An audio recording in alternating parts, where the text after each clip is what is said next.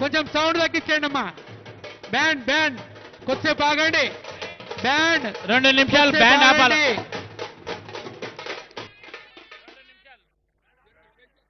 2 నిమిషాలు అన్నా.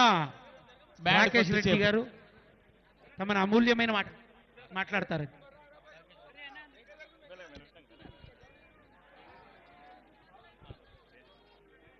ఇప్పుడు రాకేష్ రెడ్డి ఆర్మూర్ నుండి విచ్చేసి అమ్మవారి యొక్క ఆశీర్వచనాలు తీసుకున్నారు.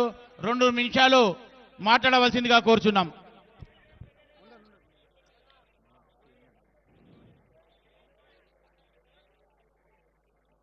ఈరోజు మహాంకాళి అమ్మవారి బోనాల ఉత్సవం సందర్భంగా ఈ కమిటీ పెద్దలు మరియు ముఖ్య ఇక్కడికి వచ్చిన భక్తులందరికీ బోనాలు శుభాకాంక్షలు.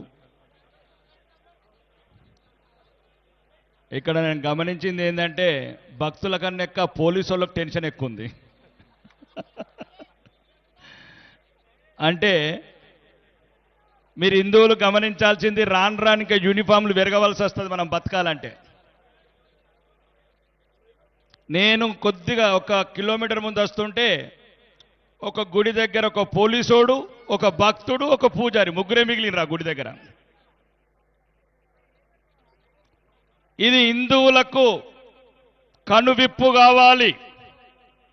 6,000 మంది వైష్ణవదేవికి యాత్రకెళ్తే 60,000 మంది AK-47లు బందోబస్తున్న భారతదేశం ఇది.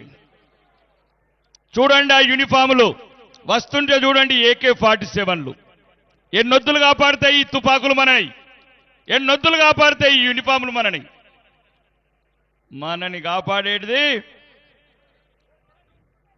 మనకు మనమే. మనకు మనము, ఒకరికొకరు, హిందూ బాయి మాత్రమే.